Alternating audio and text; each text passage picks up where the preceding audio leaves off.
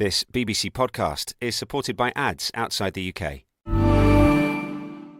I'm Julie Andrews, and it is my great pleasure to bring you Jane Austen Stories, the new show from the Noiser Podcast Network.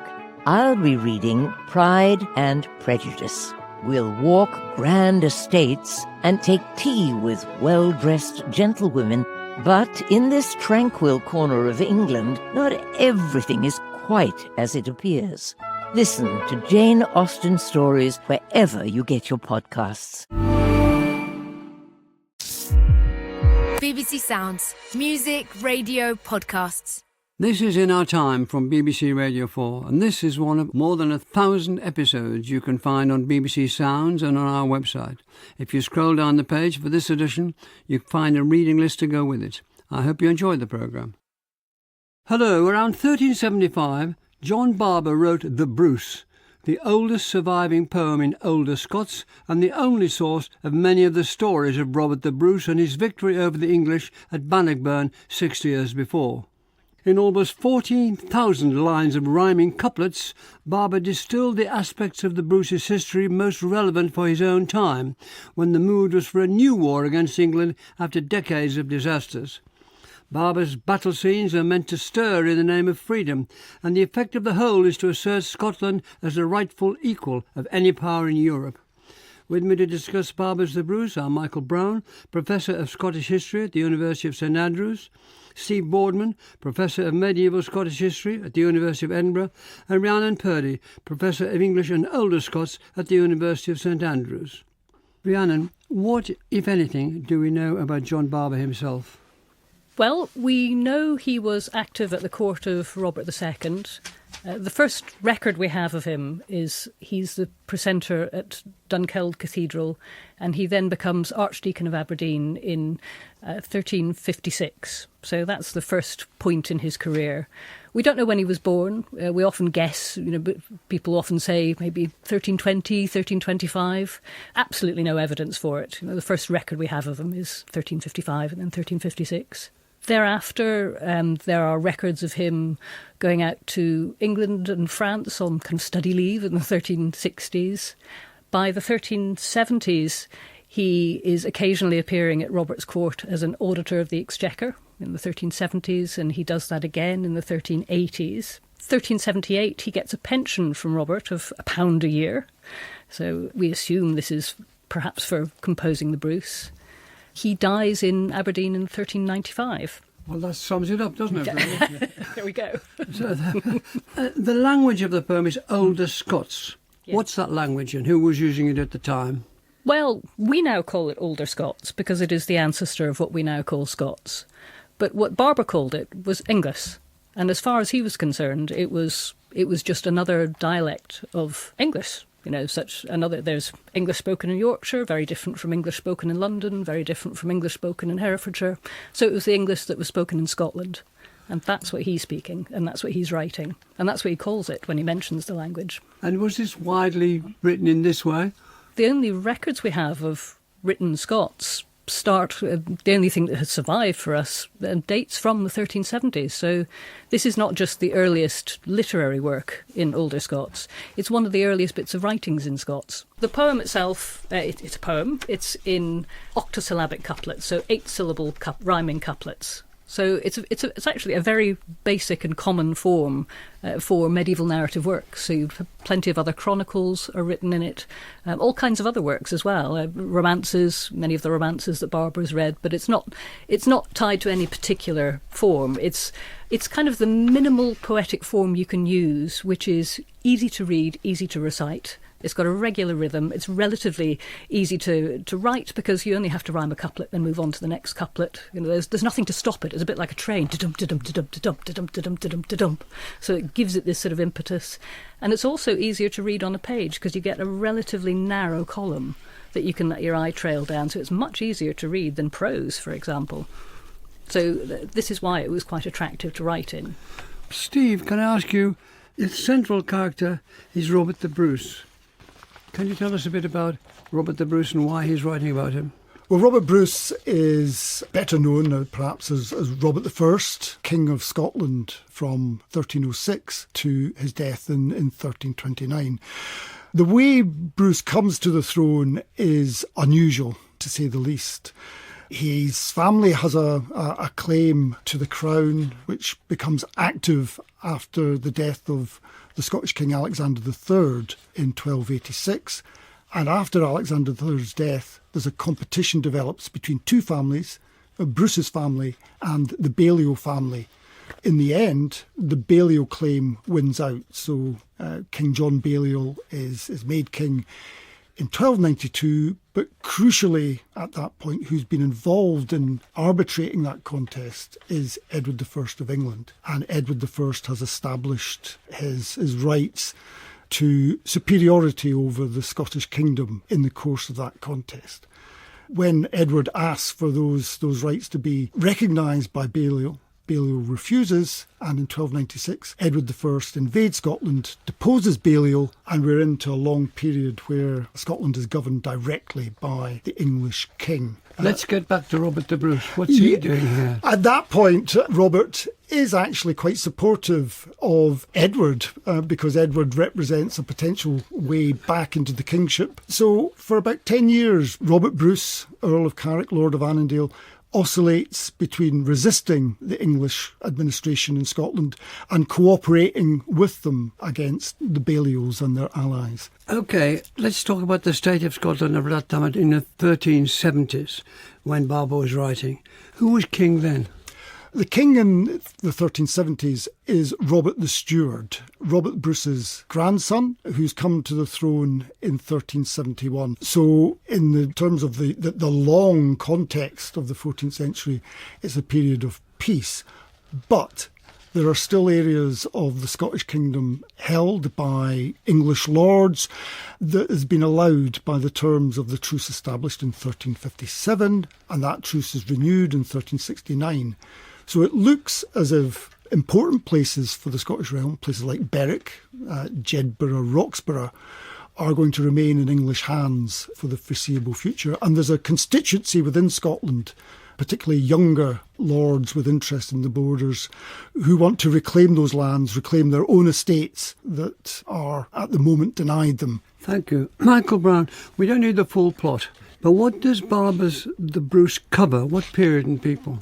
Barbour makes a big deal of telling the truth, but he's also very careful in the way he frames his story, and he starts it in 1306 with Robert becoming king and takes it through to the death of Robert and his two principal captains, James Douglas and Thomas Randolph, between 1329 and 32. It's a long stretch. It is a long stretch. It's 14,000 lines, as we've heard. So he's trying to distill those elements of the story which he wants his audience to grab onto, I think. And so the seizure of the throne and how it's a legitimate thing. So this controversial... So he's trying to make Robert legitimate? Yeah, I think Scots regard Robert as legitimate by this time, but what Barbour is doing is trying to elevate that legitimacy and link it to a story about heroism and prowess as well. So he's glamorising the narrative to a certain extent, and he does that by telling stories about Bruce's initial defeats, his flight into exile, and then his return, and the way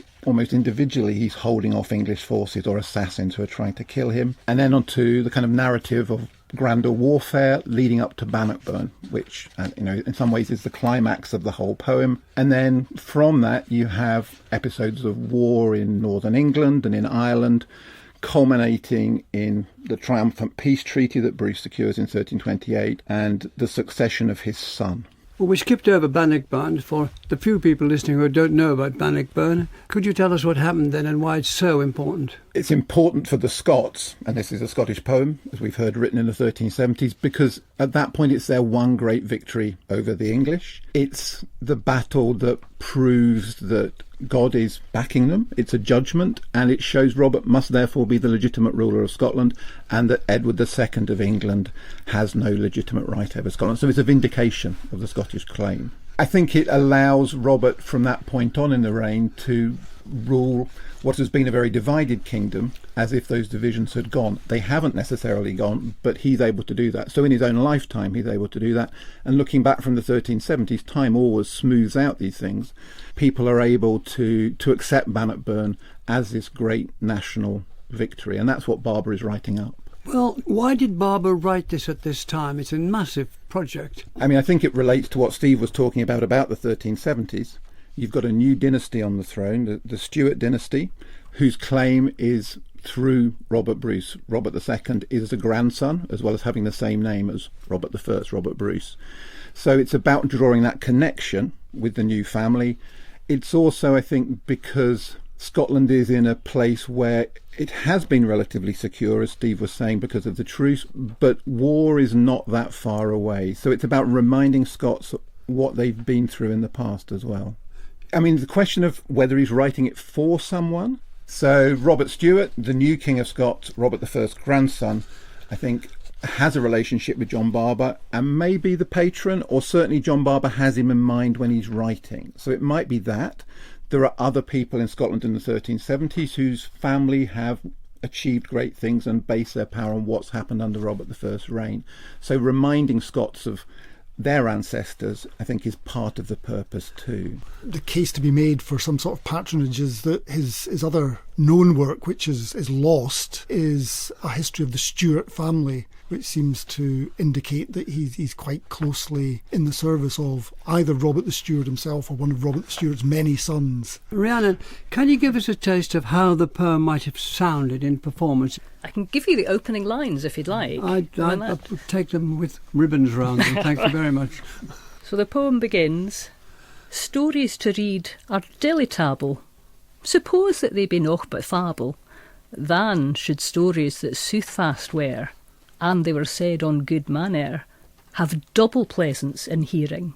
The first pleasance is the carping, the telling of them, and the t'other, the soothfastness, that shows the thing richt as it was." Do you want to translate any of that? Sure. This is Barbour setting out his stall, really. Yes. He's explaining why he's writing this and what the value of it is. So stories in themselves are pleasant, even if they're not true. But if you can tell a story that has truth, there's a double pleasure in that. First of all, in the telling, just the fun of hearing a story. And secondly, in hearing things right as they were, actually hearing history unfold. And that's what he's offering to his readers and listeners. What are the star turns in the poem? Is he particularly good at battles? Well, he particularly likes battles, and he's clearly writing for an audience who likes battles.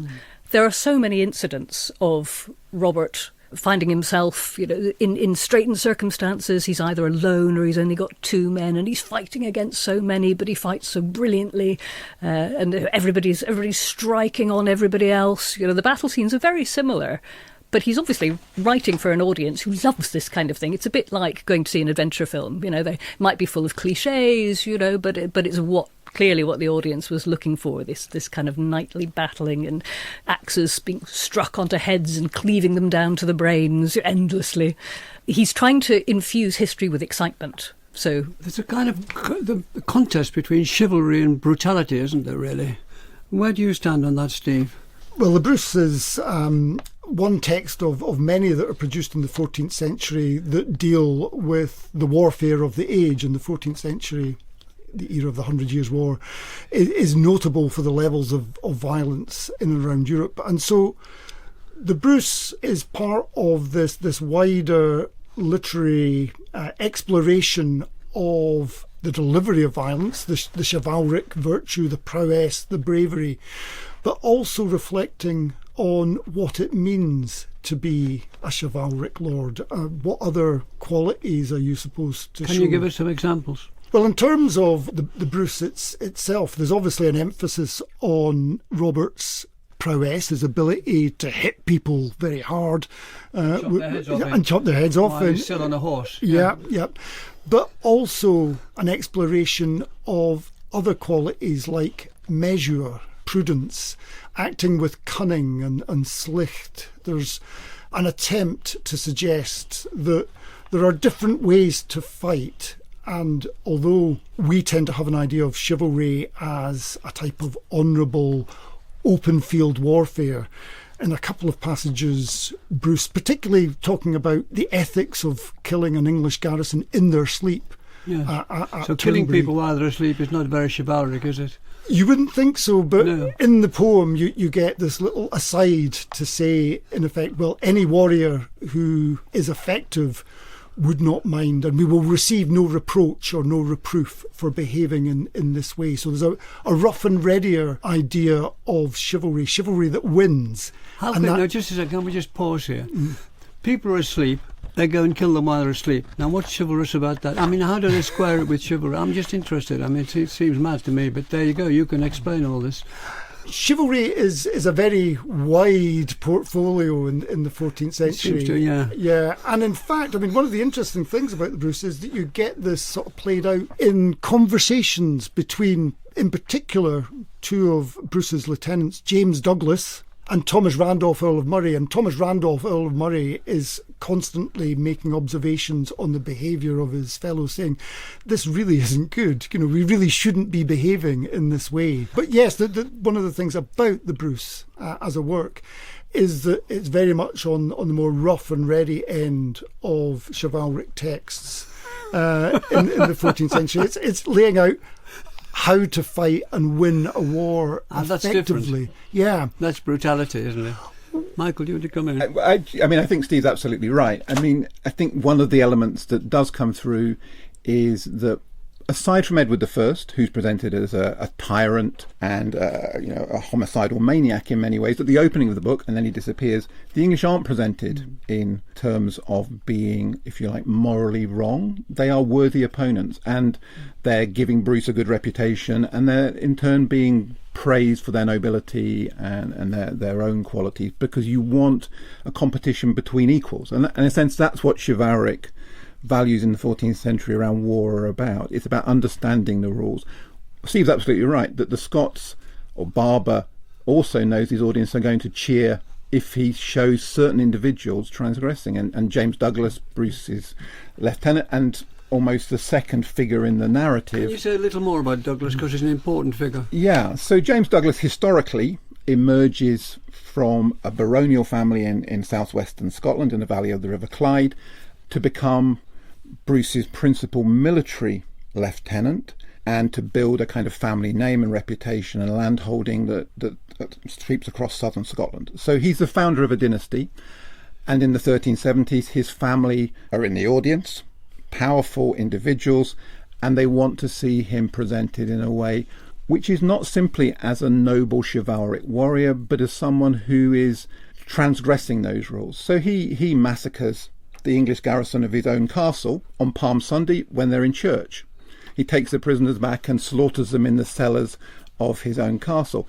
And again, there's a double edge here, because that's completely against the rules of chivalry, and yet the Scots see that as legitimate, because why are these people here? Why are they denying Douglas his birthright? The illegitimacy of their presence removes them, in that case, from the protections of chivalry. Yeah, I think that reflects back on the Turnberry case, because Turnberry is Brus's castle, and that preamble to say, well, nobody will reproach us if we take this action against a garrison that is totally unsuspecting.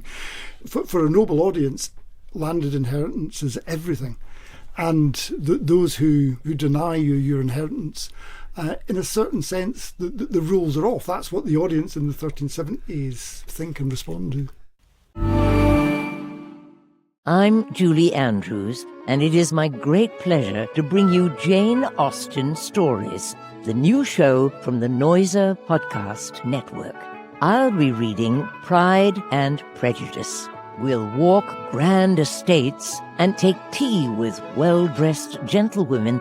But in this tranquil corner of England, not everything is quite as it appears. Listen to Jane Austen Stories wherever you get your podcasts. What do you think of the use of this word? Is it being misused, Rihanna? Chivalry. Yeah. It's not being misused because Barbour is so interested in it, and he talks about people performing such great chivalry. He's interested in the display of knightly virtues, so prowess, loyalty, I mean, this business of reclaiming your heritage, I mean, that's the Barbour's Brus writ large, really. It's the Scots reclaiming their heritage. So they will fight to demonstrate their great chivalry. But if occasionally a small band of Scots has to trick and perhaps slaughter in their sleep a larger band of English, that's okay, because they are recovering their heritage. That's the kind of moral justification for it. They shouldn't be here anyway, so we'll just kill them. Let's go back to the poem. What did we touched on it, but can you give us an idea of what he did at Bannockburn in terms of writing about it? He gives us details of sort of military planning, manoeuvres, the fact that Brus has his men dig holes in the ground where he expects the English are going to come past. So we get... So they'll break the legs of the horses? Yeah, that's right. That's right. Yeah, so we get the military strategist. But we also, for the audience, we've got this sort of sense of individual combat. So, we have the Scots watching the English and the English trying to guess what the Scots are going to do. But the opening sally is, again, this kind of individual combat between an English knight called Henry de Bohun and Brus. This is the first kind of blow struck. And Barbour really sets this scene up beautifully. Remember, but all before Bannockburn, we've had all these stories of Brus sort of hiding, being hunted. The outlaw. Brus the outlaw. And with the spider in the cave. No, that's an 18th century edition. Oh, I see. There are no spiders in here. Dear, I like the spider not too in the much cave. I'm sorry, but there's lots of other exciting things. Hunting dogs. So, but I mean, he has endless stories which all kind of blend together, really. But then the essence of them is always that Brus is outnumbered, and people underestimate him. They think, right, we've got him on his own. This is great. We can kill him. But no, they can't kill him. Brus turns round. His men come and find Brus afterwards, and they find him casually sitting on the bank of the river with 14 corpses littered about him because somebody underestimated Brus again. So by the time we get to Bannockburn, we know as an audience nobody can surprise Brus. Nobody does well if they underestimate Brus.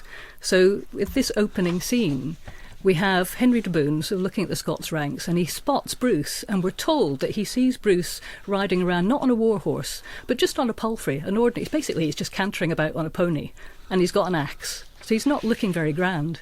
And Henry de Bohun, we're told, is armoured fiend. He's got fantastic armour on, and he's on a steed. He's on a massive war horse. And he thinks, brilliant, I'm going to have the king. And he rides towards the king, and Brus sees him riding towards him. And we break into verse. We can break into verse, yeah. So we've got Henry sort of looking at Brus, and he thought that he should well lately win him, Brus, and have him at his will. Sin he saw him horsed sail, he's only on a pathetic little horse. Sprint they salmon into the ling, they sprinted toward each other in a line. Sir Henry missed the noble king, and he that in his stirrup stood, with the axe that was hard and good, with swa great mane rocht him a dint, that nother hat na helmet stint the heavy douche that he him gave, that near the heed to the harness clave. Runs towards him, Brus stands up in his stirrups, swipes down with the axe, straight into Henry's brains. That's what happens when people underestimate Brus. I see, right. That's how Bannockburn is set up.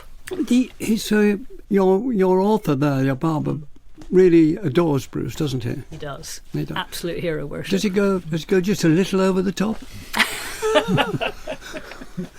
Well, I mean, he's patterning him after the great heroes of romance, sort of fictional romance.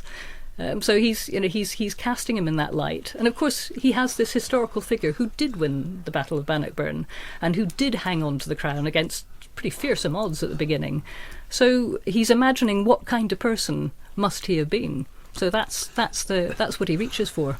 Can we stick with Bannockburn for a moment, because it's a wonderful centrepiece for all of you. Steve, what would it have meant to his listeners?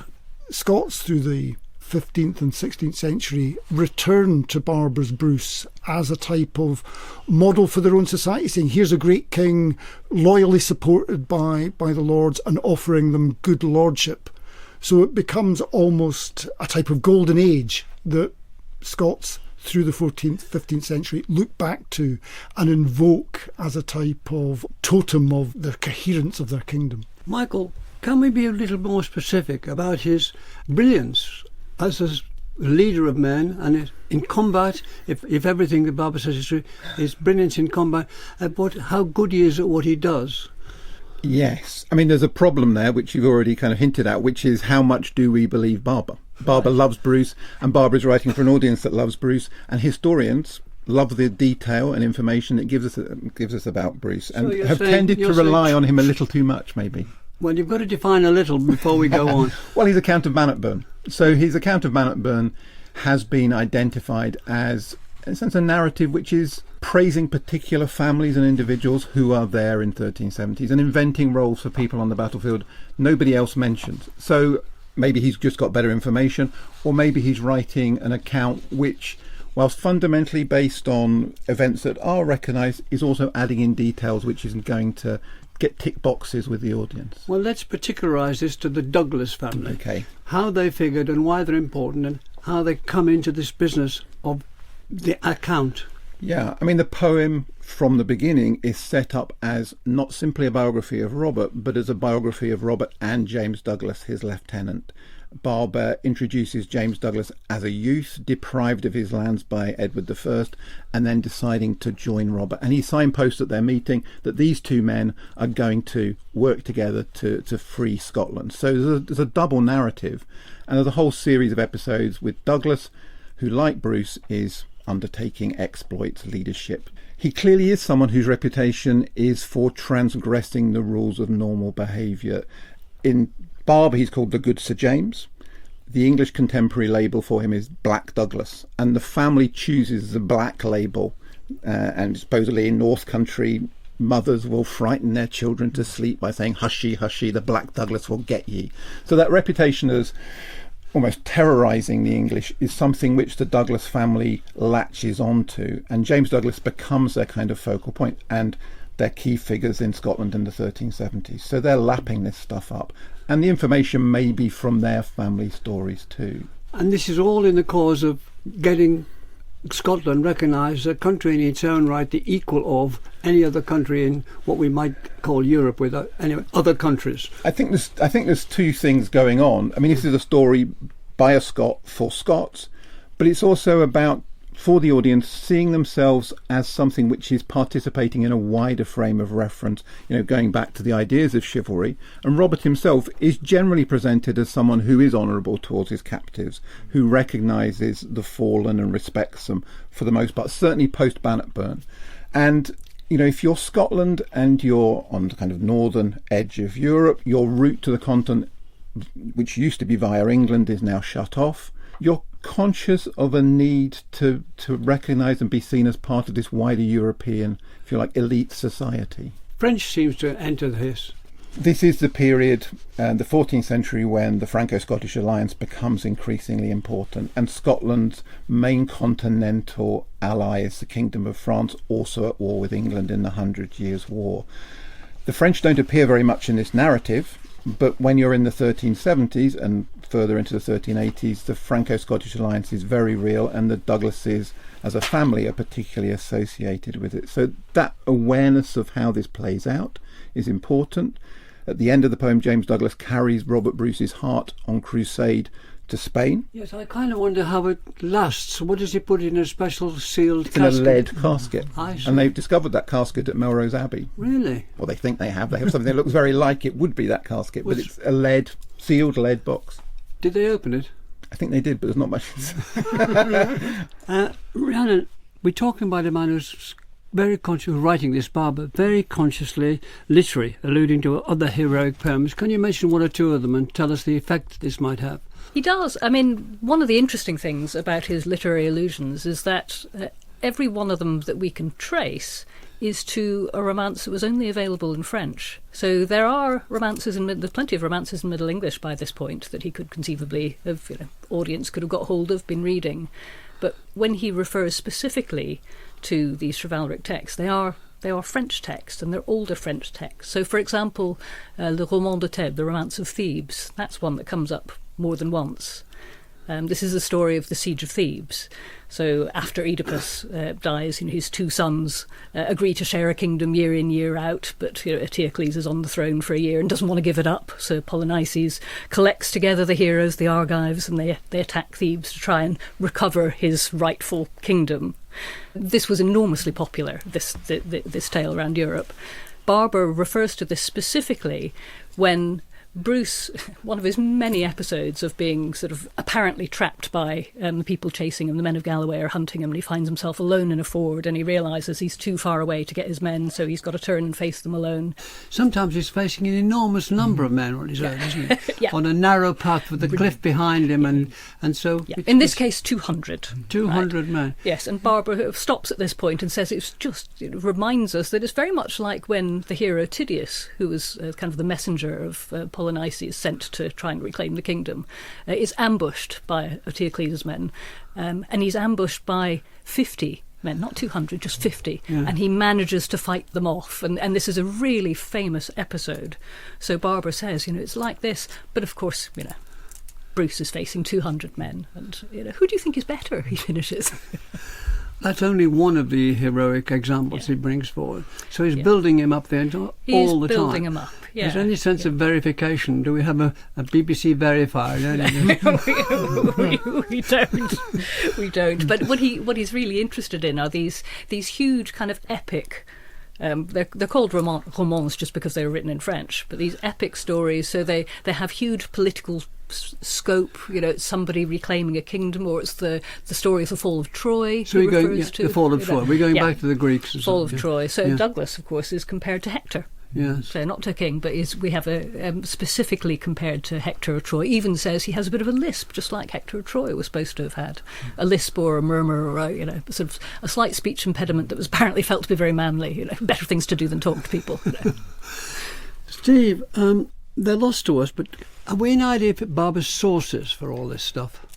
I think we can speculate reasonably confidently about 2 or 3 sources that Barbour must have had in front of him, and one obviously relates to Robert Brus himself. A lot of these elaborated, embellished stories of Brus escaping almost certain death really occur in quite a narrow chronological window. They're the first 2-3 years of his reign, and they seem to belong to a tale that is circulating in Europe well before Barbour writes, and which seems to concentrate on Brus's outlaw years.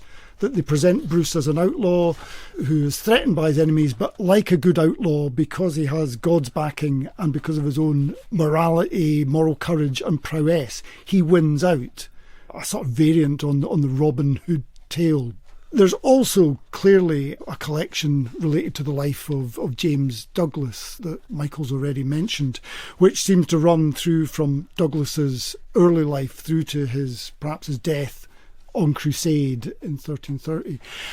It reads more like something like the life of Bertrand de Guesclin, the French constable. Slightly the story of a man who is rising up from a fairly low social position to become rewarded for his military virtues and his loyalty. And so it becomes a tale of the recovery of a nation, the recovery of a kingdom, rather than a conventionally chivalric tale, which I suppose comes back to the question that you were asking right at the start about what is chivalry. The Douglas tale seems to be slightly more, shall we say, robust. Is he seen as a romantic outlaw? Do people like this outlaw? Part of it's penance, though, partly because he becomes king having murdered his main rival in a church and is excommunicated by the church for that homicidal act and sacrilegious act. And Barbour presents all the suffering he undergoes, having to be sort of pursued around his own kingdom for years by his enemies. So that's kind of expiating the sin. So there is that element to it as well. And the idea of atoning for his sins, and that comes full circle at the end of the tale, where Brus wants his heart to be taken on crusade, at least partly in expiation of his sins. He says, my hands are covered in blood, and so I want to go on crusade to achieve that type of atonement. He doesn't do it in his own life, so he has James Douglas. It seems appropriate that James Douglas, given that his hands are even more covered in blood than anybody else's. Yes. Can we come back to this poem, and why did it matter that it was in older Scots rather than, say, court French, which was popular at the time? Michael? Yeah, that's one of the intriguing things, is the choice of language, because it is, I think, a point at which that's a conscious decision. It's not automatic. And there's an obvious comparison. So there's a chronicle written by an English knight from Heaton in Northumberland, Thomas Gray, who's spent time as a prisoner in Scotland, written a decade earlier, and he writes that in Anglo-Norman, so in the French form spoken in Britain. So Barbour choosing to use Scots, the English form, is a conscious decision. And personally, I think it's practicality. It's what his audience understands. There's a letter from actually the end of the century where a Scottish earl writing to Henry IV of England says, "Marvel you not that I write in English, but it's clearer to my understanding than French or Latin." So you're getting into a point where possibly the aristocratic class is starting to move away from the use of French, certainly in Scotland, and you're seeing similar sorts of linguistic shift amongst the elite in England, if you're thinking of the great poets of the late 14th century in England. Well, Froissart is the French chronicler, is in Scotland in 1370s, I think? 65. Okay, 1360s. And he comments that, we're supposed to have this great alliance, but the Scots don't speak French and they won't speak French, they don't want to speak French. So, Barbour himself clearly read French and had all these safe conducts to France, so clearly spoke French. There must have been... there are some people still writing the occasional diplomatic letter in French, so there are people who knew French, but not everybody, and perhaps less willingness to use it. There's an important passage on freedom. Well, these are probably the most famous lines now from Barbour's Brus. If anybody knows any lines from Barbour's Brus, it's probably these, because you will find them in modern anthologies, a little extract from Barbour's Brus. If there's any extract from Barbour's Brus, it'll be these lines. Okay. He writes, freedom is a noble thing. Freedom ma's man to have liking. Freedom all solace to man gives. He lives at ease that freely lives. A noble heart may have none aise, na else noch that may him please give freedom fail. For free liking is yarnet o'er all other thing. So, well, first of all, freedom is a noble thing. Freedom gives man pleasure. Freedom makes you happy. It gives you solace. You can live at ease if you have freedom. And a noble heart particularly can never have ease, can never be relaxed. It can't ever be happy unless he has freedom. If freedom fails, then you cannot be happy. Freedom is desired above all other things by noble hearts. He's not worried about what peasants and the ordinary man might want. He's not going to be free anyway, but noble hearts. Does he define freedom in any way? We're all of us opening our mouths here. Well, where shall we start? Well, start wherever you want, but as long as you start somewhere. Yeah, that makes it sound very aspirational and quite cuddly, but in fact that passage goes on to really define freedom as the opposite of thraldom. That's the threat, to come under the dominion of others and to find your rights and privileges stripped away from you. So freedom as a positive goal is what we tend to read, but for Barbour and for his audience, it's the lurking danger of thraldom that's the issue. Michael? Yeah, and that thraldom, this is book one, so this is Barbour getting his message across at the beginning, and thraldom is what English rule means, that Scots are not free to enjoy their property, they're not free to protect their families, they are preyed upon by the English king and his forces. So it's this quite stark representation of the point at which Brus enters the narrative, if you like. This is what he's saving Scotland from. So it's part of that build-up.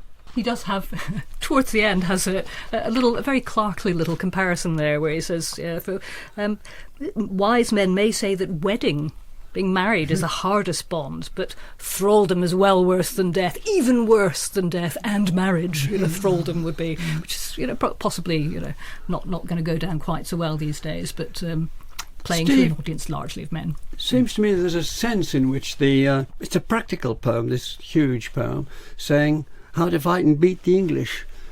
Did you think he got it right? It's certainly the approach that seems to be most successful for the Scottish realm in the long run over the 14th and 15th centuries. The background to the appearance of the Brus, although they're looking back to this great Scottish triumph at Bannockburn, in the intervening years, Scottish armies have been regularly and devastatingly defeated at Duplin Moor, at Halidon Hill, at Neville's Cross. So in a sense, he's distilling the wisdom gleaned from defeat and military disaster. He says that this is the way we have to fight, and it's a legitimate way to fight.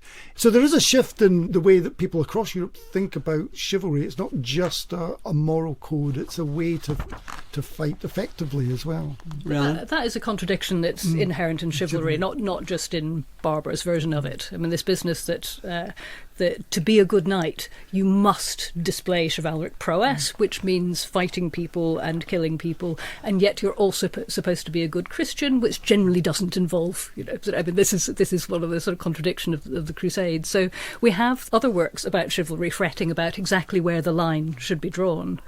I mean, Henry V massacring the French prisoners at Agincourt is a famous example. It's military necessity. He's worried that these people will be liberated, so he has them killed on the battlefield once they've surrendered. Totally against the laws of chivalry, but justifiable. And I think it's justifiable to who? To him, in the same way that this is justifiable to the Scots. Right. So these people are, as Steve was saying, this is a pragmatic text as well as an idealistic one. Staying with you, Michael, what, if any, has been the wider impact of this Barbour's poem, the Brus, in his own time, and if you've got the stamina, and since? One thing that needs to be said is the earliest manuscripts of this text, which is not surprising amongst medieval texts, are considerably later. So the earliest manuscripts come from nearly just over a century later, in the 1480s. But we have references to this as the key source for knowing about Robert from the generation after Barbour is writing. So in the early and mid-15th century, there are Scottish chroniclers who are saying, if you want to know more about this, go to Archdeacon Barbour's book. So for a Scottish writer, that's probably good provenance. So we know that other writers are reading this, and also that it's an authority on the period. And then in the 1480s, you have, strangely, 2 manuscripts produced by the same scribe in Fife for a much more, if you like middle class, middle folk kind of audience. So it's written for a local cleric who's from a local Fife family, and that suggests you've got a kind of dissemination of this text. But actually, by that stage, it's often grouped alongside a text called the Wallace, about William Wallace, which is much worse in almost every measurable respect, as poetry, as history, as storytelling. It's good poetry, Michael. It's just terrible history. Okay, there we are. It's good poetry. I'm not a judge of poetry, obviously. So at that point, Barbour and Brus and Wallace are linked together, but they're understood as part of the kind of narrative of Scotland's past by the late 15th century and 16th century. Rhiannon, what would propel people to read this today? It's surprisingly exciting to read when you settle down to read it. One of the surprising things about Barbour's Brus, given that this is an enormous work and it's obviously a very sophisticated construction, and yet when you look at the actual language, it's quite simple. I mean, it's easier to read than other older Scots from the period, put it that way. It's got a much narrower vocabulary. He's actually writing in quite plain language. You've got about 11 different words for hitting somebody, and once you've learnt the ones that you didn't recognise, and a couple of words for being in a hurry. It's clearly written to appeal to an audience who maybe didn't have an enormous vocabulary themselves. Do you think it still has an appeal to a wider audience? I think it does, because he's so good at telling, particularly I think in the early phases, the outlaw tales. They are fun to read, and Brus has so many fantastic moments of just hold my beer, I'm just going to go and destroy these men and come back. And it is so sparsely and quickly told that it's very engaging. Well, thank you very much for that. Thank you, Rhiannon Purdy, Steve Boardman and Michael Brown. Next week, it's dragons. Thanks for listening. And the In Our Time podcast gets some extra time now with a few minutes of bonus material from Melvyn and his guests. I wish I was here for dragons. Well, thanks a lot. No dragons in the Bruces. Well, now what we're going to ask you to do is, why don't we start with you, Rhiannon? What did you not get time to say you'd like to have said? I think I might have talked more about how the first audience would have encountered this poem. So some will have read it, will have existed in manuscript, otherwise we wouldn't have it. But the majority of people encountering this would have encountered it as a performance, and obviously not the whole thing, not 13,600 lines, over the course of 3 days where nobody sleeps. They would be selecting bits to read out. Something that a performance, perhaps after a feast, you might get a couple of hundred lines, or you might have a family, thinking of that later context for the manuscripts, you might have a family that has a manuscript and one person would read out sections, or perhaps they'd pass it round, depends how many people are good at reading aloud. And that makes a difference when you hear it read aloud, when you can do voices for the characters, when you can slow down, when you can make it exciting. And I think that's something you don't get, especially when you're looking at it in a modern printed edition. Michael? I mean, I think the individual from the poem that we haven't mentioned at all is Robert's brother Edward Brus, who is built up in many ways as, if you like, the counterpoint to Robert. So he's a great leader, a great knight, but a foolish commander, a foolish king, and his exploits, both in Scotland and then later in the poem in Ireland, which form quite a significant part of the latter sections of the Brus, show him as a man who's too rash to actually be a king. And that's completely coloured our view of Edward Brus, but it's in the poem just to show up what a good leader Robert is. He doesn't make these mistakes, and when he goes to Ireland, he kind of shows to Edward what the difference between the two of them is. And what is it? It's recognising the need for caution. It's recognising those military tricks that we were talking about, that Steve identifies as kind of stratagems and practical advice. Edward Brus just charges in, and finally it's fatal for him. Robert is sending him support, but Edward insists on attacking a much larger English army, and for once the smaller army is crushed by a larger English army, and Edward is killed along with all the knights who've gone with him. So it's a disaster made by a king who doesn't have that mix of boldness but also caution that Barbour wants to get across as the ideal form of leadership for the Scots. Yeah, I think I pick up a point that Rhiannon alluded to, the way in which there's seems suddenly to be a significant audience in late 14th century Scotland for historical and literary works in older Scots, English. Essentially, this is going from almost nothing to suddenly Barbour's Brus appearing. There's an anonymous chronicle that seems to be produced by about 1390, also in older Scots, and directed to the same type of interest. It's interested in warfare, it's interested in chivalric renown, it's interested in recording and commemorating the names of those who have played an active role in the warfare of the 14th century. And that rolls through into the work of Andrew of Winton in the early 15th century, again writing in Scots, a massive history going back to the origins of the world and tracing it through. So in some ways Barbour is important as almost as the first signifier of this new audience for chivalric material, warlike material in Scots. This is risking something, but is it too much of a leap to go to Walter Scott? In the sense of, is Walter Scott in the tradition? Did you take anything from it? If you didn't, we can move on as quickly as possible. Scots border ballads are very much in the tradition of these kind of episodes, and I think there is a continuation, particularly in the borders, in between the narratives of the type that Barbour and other similar sources in the late medieval period, directly into those border stories of people, again, transgressing, breaking the law, but in some ways being praised for that. The border route, sorry. Yeah, I mean, Scott has exactly that interest in bringing history to life. I think the difference is that Scott doesn't have that immediate political impetus of, I need to get the younger generation of Scots ready to defend their country and not risk giving in to the English. So Scott's no longer worried about that. So it's a literary interest. Yeah, their tales for entertainment is Tales of the Grandfather, which is actually where the tale of the spider first appears. Yes. He's in the cave. I always liked that bit. The spider's trying to get from one rock to another and fails and fails, but he tries and tries and tries again, and Robert the Brus thinks, I'll do that. Yeah, and that's a set of tales designed, as the name suggests, for Scott's young grandson, and meant as an inspiration drawn from these historical episodes. What lessons can you learn as a young man destined for service in the British Empire? What can you learn from Barbour? Okay, well, thank you very much indeed. That was very lively, and Simon's coming in to say something or other. Do it all again. I mean, I would embrace that opportunity. That first 5 minutes of that. Damn, we didn't switch the recording equipment Who on. would like tea or coffee? Tea. Oh, I'd love a tea. Yeah. Nothing for me. 3 teas. Water, do you want?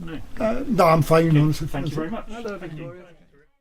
In Our Time with Melvyn Bragg is produced by Simon Tillotson, and it's a BBC Studios audio production. We pulled into what felt like an old compound. You think, wow, this is a very old property. I'm Danny Robbins, and Uncanny is back. We have 3 brand new summer special episodes, and things are about to get scary. I could feel something moving up the side of the bed, and I can't quite believe what I'm seeing. A trip to a tiny medieval town in central Spain turns into a holiday from hell. I could make out its long, matted fur, and I am absolutely petrified. Absolutely petrified. This was just pure terror. And we'll investigate more spine-chilling cases in an episode recorded live at the Hay Festival. Uncanny Hay audience, who is feeling Team Believer and who is Team Skeptic? Listen now on BBC Sounds.